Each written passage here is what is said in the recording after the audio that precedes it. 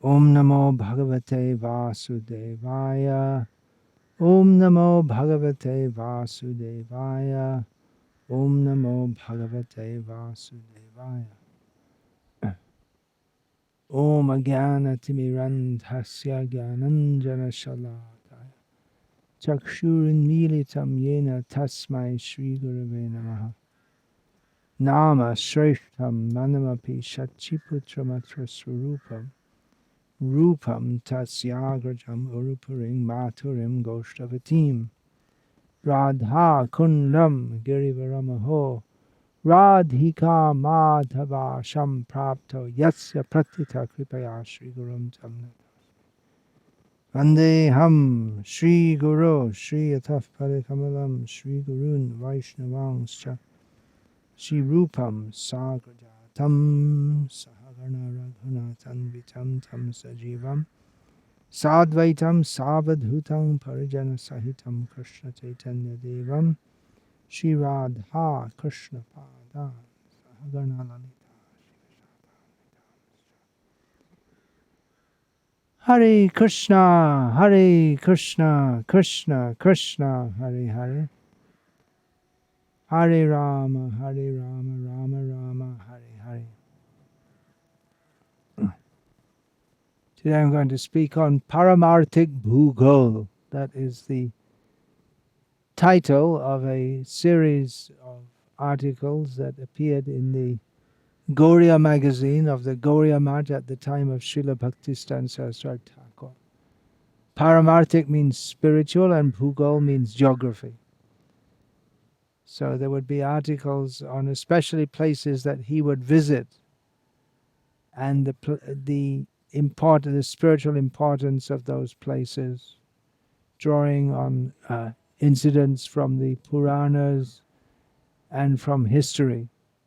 And also one of the several books that Bhaktistan Saraswati Thakur wished to write or see written was called Paramarthik Bharata, Spiritual India, describing about many holy places. So I'm speaking from a holy place called I have to look at Meenangadi, which I'm pretty sure none of you have heard of except unless my disciple Naikatma Prabhu, who is in Dubai, but he's from this area, he knows. Otherwise, who would have heard of it? Even when I came to this place, I didn't know it was a holy place. I came to this place on the recommendation of others for Ayurvedic treatment, which is now finished. And now I'm supposed to more or less rest for some time to let the treatment have its effect. So I didn't know this was a holy place. I didn't even know the name of the place, and it didn't click until I was told that there is a Matsya Avatar temple here, which I was eager to visit because I hadn't visited a Matsya Avatar temple before, and I wasn't aware that any existed in India. But having come here and consulted the Sarvagya, it seems almost, all-knowing internet, I found out that there are a few other Matsya Avatar temples. One is in South Bangalore, so I hope next time or in one of the upcoming times that I visit Bangalore, I can visit that temple. So Matsya, another name for Matsya, is Meena. These are two words in Sanskrit which both mean fish. And that term Meena comes up in the Dashavatar Stotram of Sri Jayadev Goswami. Matsya Deva is the first, chronologically, of the 10 avatars who are listed, who are especially remembered. Of course, as Srimad Bhagavatam states, avataram hiya sankhayam.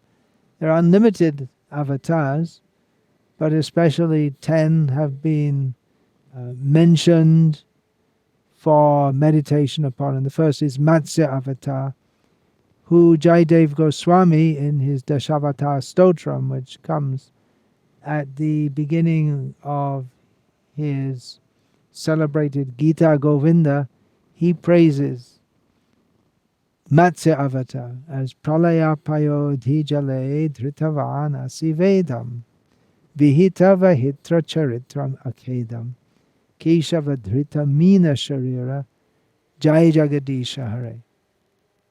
So Pralaya Payodhi Jale, in the water of the ocean at the time of destruction, he held, or he rescued the Vedas, held up the Vedas, saved them from destruction. And Vihita Vahitra Charitra, he exercised or manifested the pastime of becoming something like a boat. This comes in biblical literature as something like Noah's Ark. And there are many, even all over the world, there are stories similar to the Noah's Ark story, or similar to the story of Bhagavan Vishnu became as a fish. He protected all the living beings. Vihita Vahitra Charitra, the pastime of becoming something like a boat, giving shelter. Charitram Akedam. Akedam means without regret, without lamentation. So we find in the description of the Matsya Avatar in Srimad Bhagavatam that Parikshit Maharaj expressed to Shukadev Goswami great astonishment. How can the Lord, Supreme Lord, take the form of a fish? Because the form of a fish is always full of misery and the greatest ignorance. But of course, Shukadev described to Parikshit that the Supreme Lord, whatever form he takes, it is fully transcendental. When he takes the form of a hog, usually the form of a hog is condemned, but this form, Varaha, is glorified. So, Akedam. And then Keshava Dhritamina Sharira. Keshava, Krishna, has the form, he's assumed the body of a fish. So Matsya and Meena, they are synonyms of what we call in English a fish. And this place is called Meenangadi. I'm just in the hills just outside the small town where that temple is. Now, I asked the priests at the temple about the history of this temple, and they didn't really know very much, except that they said there were rishis meditated and they saw 4 tanks or something. They didn't seem to know much about the story of Satyavrata, who is mentioned in Srimad Bhagavatam. Of course, we'll talking to them through a translator in this area. Apart from the local language, Malayalam, not much English or even Hindi is known. So there used to be, they told us that there used to be a large stone temple, huge traditional stone temple, of which just in the area there's just some big stone left over. Otherwise, there's no sign of it. It was destroyed by the Mughals. It's another instance of the Mughal contribution to civilization. Another place that they destroyed. They're uplifting the cultural life of humanity by destroying so many architectural works and libraries, which the manifestations of humankind's rising higher consciousness, and they think they have to destroy it all. Anyway, they destroyed that, and now just 25 years ago, this present temple was established, although we weren't allowed to take photos inside, which is the norm in most temples in South India. Kerala's in South India. the form of the Lord is of four-handed Vishnu. There's no particular iconic depiction of him as being fish-like. Now, I spoke with some people from this area, and we've seen a lot of rain in this area. Just now, the last couple of days, there's been no rain. Otherwise, since we came here just over 2 weeks ago, there's been a lot of rain, and this is post-monsoonal, so it's not just from the monsoon. So I thought that's very suitable for Matsya Avatar to come to a place where there's a lot of rain. But I had some doubt because we always heard that Kerala was created by Parashuram, that he threw his axe from Gokarna, which is in North Karnataka. And in the present political boundaries of India, Gokarna comes in that Uttar Kannada district, which is in Karnataka, and he threw it all the way down to what is now the capital of Kerala, Tiruvananthapuram, which is also an important holy place of the deity of Ananta Padmanabha. So this created the land which is now known as the southern part of it is known as Kerala. So I had a little thought, but then I thought, well, this is the hilly area that we're in now, this Meenangadi. So this is not part of the Parashuram Kshetra, not the part that Parashuram created. This must have been here before, because Matsya Avatar comes before Parashuram. Matsya, in the Dasavatar, chronologically, the first is Matsya Deva, the fish form, and Parashuram comes in at number 6. So quite some time later, Parashuram. So I discussed with some local people, and they seemed to, they corroborated this, that actually, although Malayalam is now the state language, but previously this was part of Mysore state. During the British time, or up to the British time, the configuration of the states in India was very different to what it is now, and this being in the northeast of Kerala was part of the expansive Mysore state, much of which got merged into Karnataka, and then part of it went to Kerala, and probably part went to Tamil Nadu. So there we have a little paramartic spiritual geography. I said I was very happy to come here because I hadn't seen or heard of a Matsya temple before. I visited all of the now I visited all of the or temples of all the 10 avatars except Kalki, and I also didn't know that there were any Kalki temples until I consulted the internet again and found that in Jaipur, Rajasthan, there's a Kalki temple. Nothing to do with Kalki's appearance, not that Kalki appeared there. According to Bhakti Saraswati Thakur, that will be in the Kurukshetra area. So, and when he was in that area, he said this is the area where Kalki will appear. There is in Punjab some cult of Kalki worship. I know because Krishna Das Swami, who was an ISKCON sannyasi, was from that area, and he's passed away now, but he was much attached to the worship of Kalki. So I used to see in the temple in Coventry in England, where he had inspired some devotees to start an ISKCON center, that they always keep the picture of Kalki there.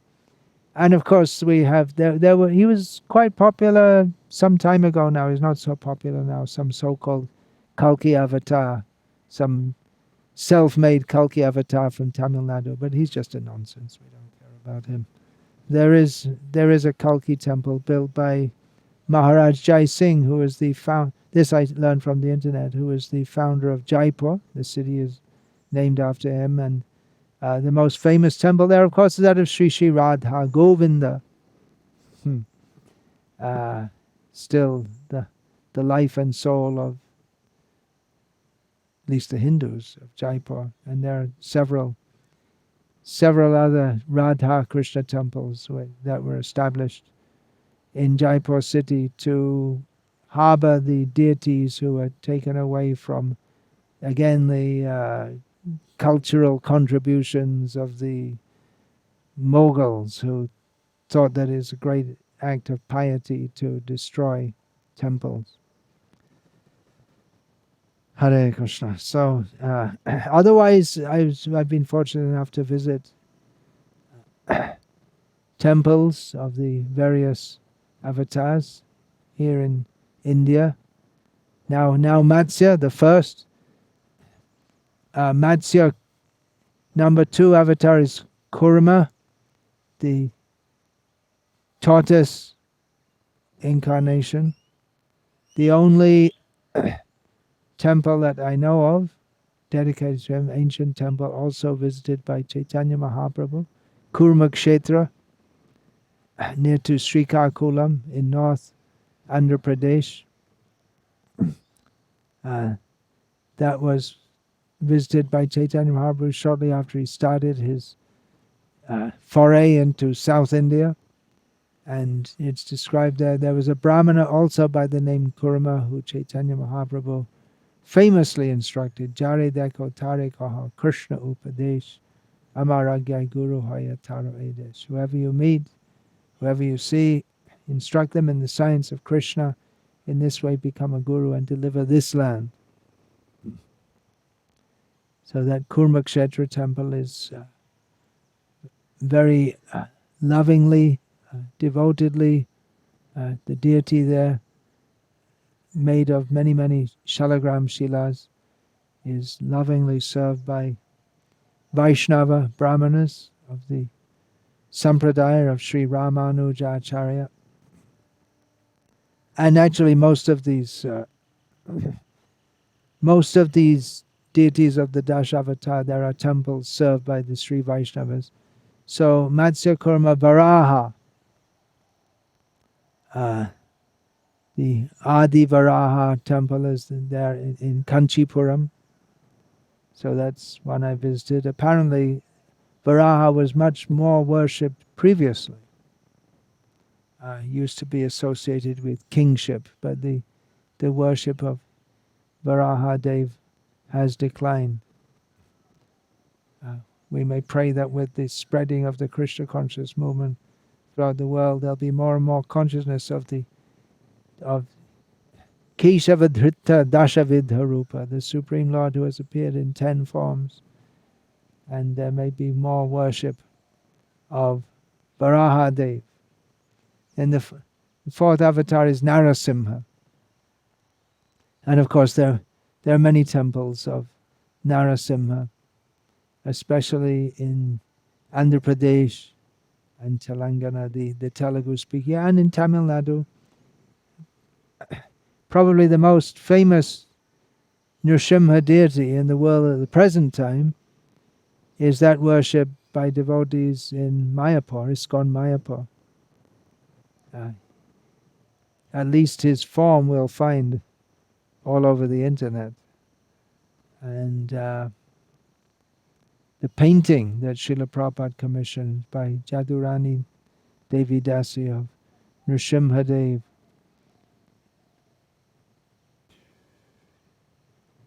absolutely ripping to pieces Hiranyakashipu in them, divinely violent Nrsimha. That's also quite popular there on the internet. So there are many temples of Nrsimha, and he is being worshipped even in Germany. and by devotees throughout the world. Many worship Nrsimha, Shilas. Not so many as worship Gaurnitai, but the worship of Nrsimhadev is well established within ISKCON throughout the world.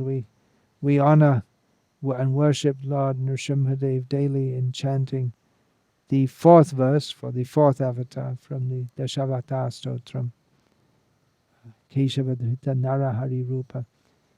So these first four avatars, they appeared in the first Yuga, Satya Yuga, and Vamanadev appeared in Treta Yuga.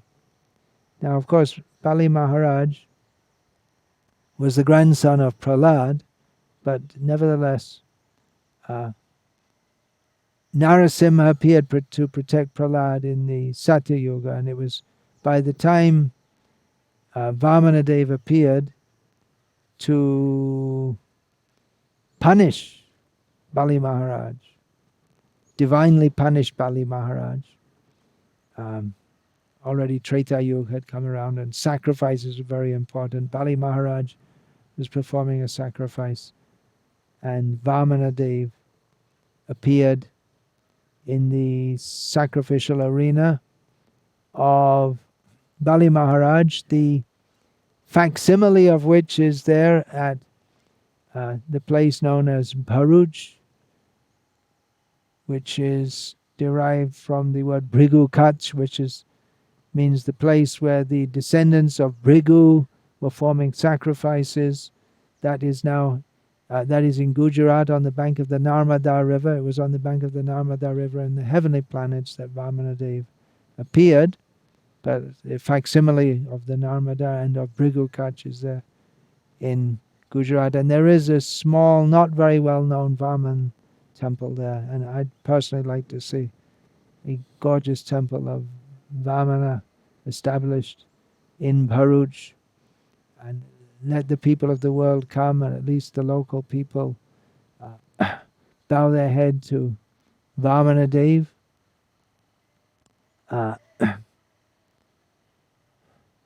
We may not be in a position to do that very soon, but that may be some future desire to be fulfilled. There's also a temple of Vamanadev that I know of, and I visited in Kanchipuram. Again, Kanchi is such an amazing holy place with so many.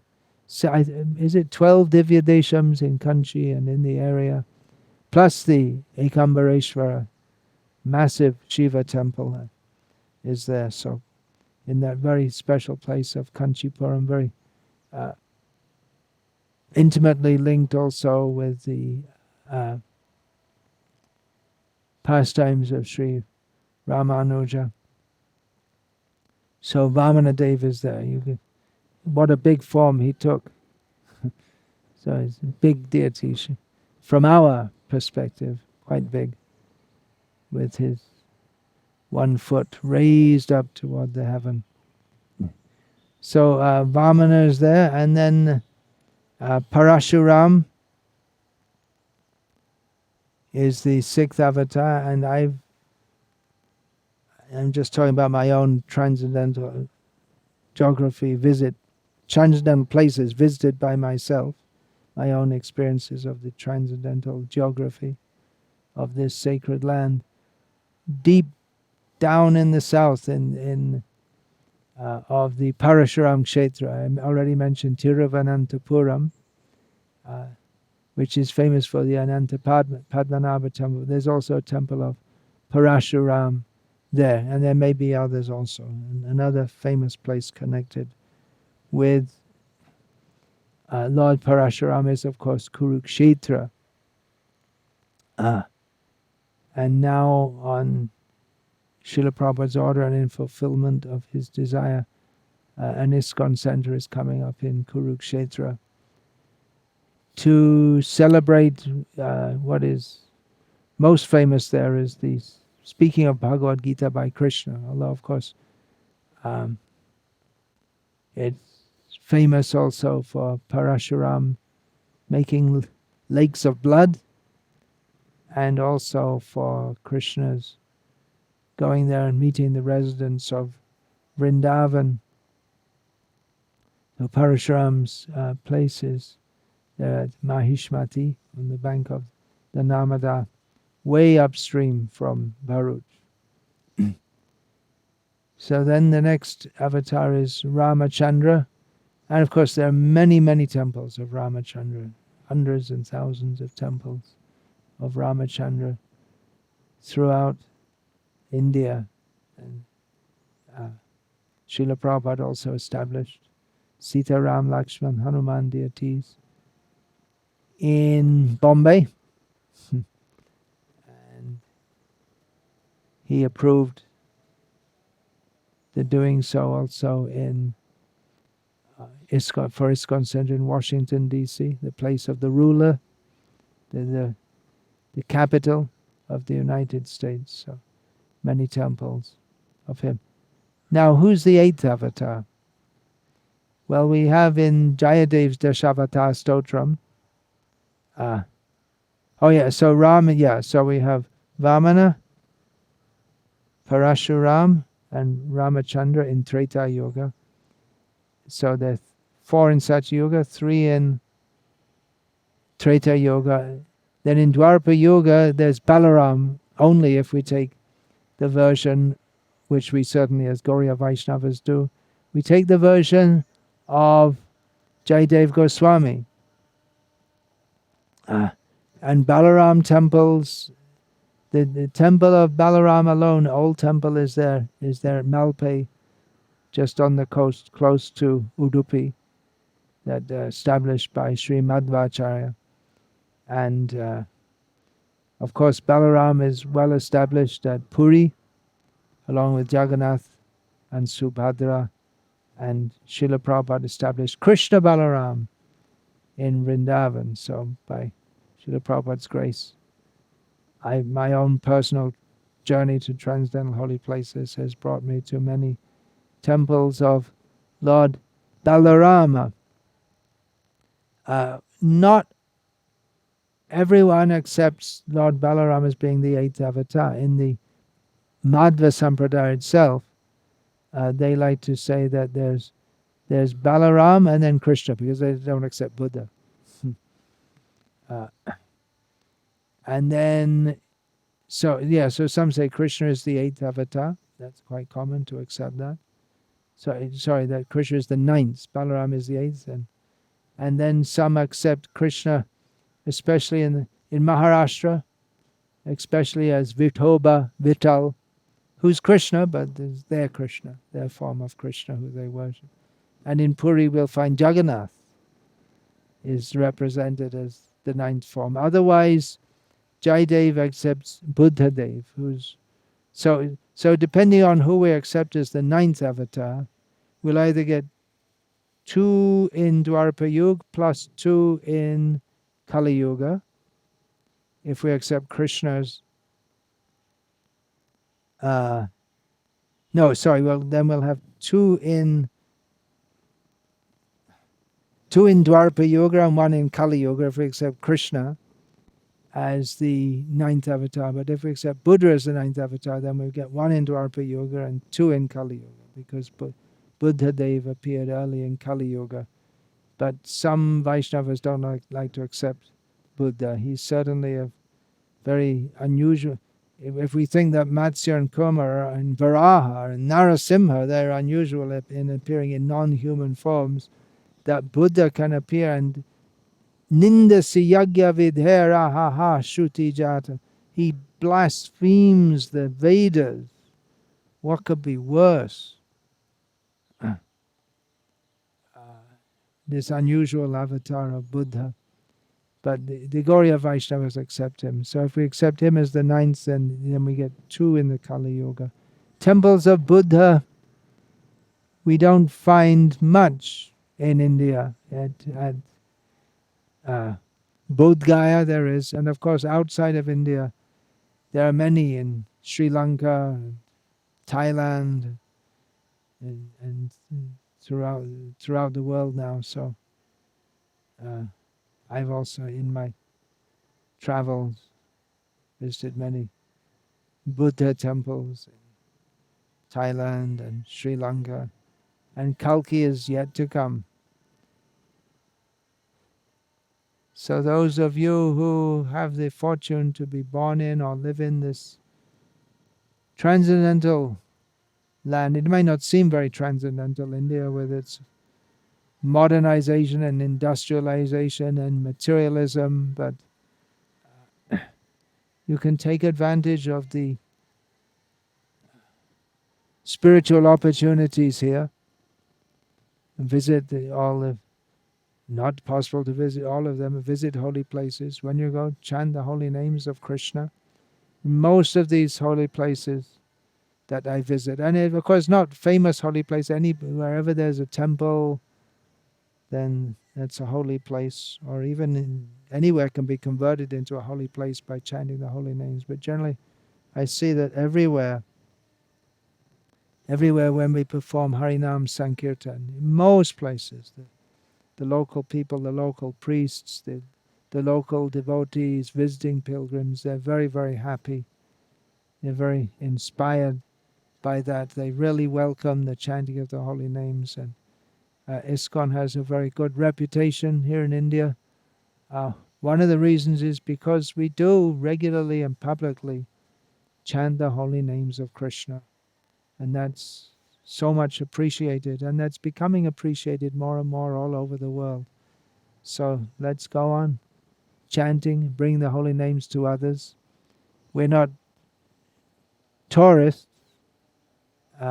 When we visit all these holy places, not exactly like tourists, but we come to bow our heads to these various forms of the Lords and to the holy places, in the dust of the holy places, and to remember all the great devotees who have been worshipping in these places from time immemorial, and as representatives of our acharyas and of Chaitanya Mahaprabhu, who taught us to bring the holy name everywhere. So the holy name is uplifting people all over the world who are completely away from Vedic culture. So why not here, especially in this sacred land? Let the holy name be spread everywhere, far and wide. Along with that, the books of Srila Prabhupada and the teachings of Krishna consciousness should be spread. I'm not sure whether the broadcast picks it up, but in the background, quite loudly in my ear, there's a kirtan going on, which will go on for a few days, chanting mostly the names of Narayana in an unsystematic way. They're singing all different names, mostly names of Vishnu, sometimes Om Namo Shivaya, but it's interspersed with some glorification of Sai Baba. It's being done by people who identify themselves as worshippers of Sai Baba. So obviously they're very pious people. They have a pious inclination to chant the holy names, but due to lack of proper spiritual guidance, they accept Sai Baba to be the person who's, when they chant Narayana, they think that that's Sai Baba. So that pious tendency has to be encouraged, but also properly directed. So distribution of Srila Prabhupada's books is so important to let people know who actually should be worshipped, who is the Supreme Personality of Godhead, that there is the Supreme Personality of Godhead beyond Brahman, beyond not beyond Brahman, he is Brahman, he is Param Brahma, but beyond the impersonal conception of Brahman. I've just been reading a book on different religious movements in Bengal. This was written in the middle of the 20th century, and we can see how much they were influenced by ideas of public uplift, looking after the poor, building hospitals. They're very much influenced by the ideas of Christian missionaries, and that was taken up in a major way in Bengal by the Ramakrishna mission, and it's gone deeply into the Hindu psyche that spiritual groups are meant to perform social and bodily welfare activities, which is not the actual concern of spiritual groups. Not that these activities should not be taken up, but it's not the idea that social activity is spiritual. That's all mixed up with the idea that man is God and worship of man is worship of God. So we as followers of Srila Prabhupada, we may do social uplift, but only within the parameters given by Srila Prabhupada. That means we should establish communities with Krishna in the center, and in such communities there should be facilities for medical care and so on, like this and that, but not that it's our duty to independently of such communities build hospitals so people can get their body in good shape to go back and join this Ugra Karma, hellish industrial so-called civilization.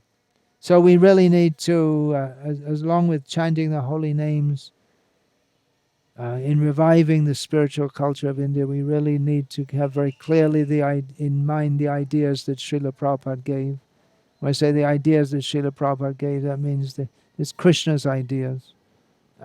Srila Prabhupada is completely in touch with Krishna. He's the external manifestation of the Super Soul, and we should very deeply imbibe Srila Prabhupada's ideas and act to implement them in the world, everywhere, all over the world. Krishna is meant for everyone, everywhere, not just for India.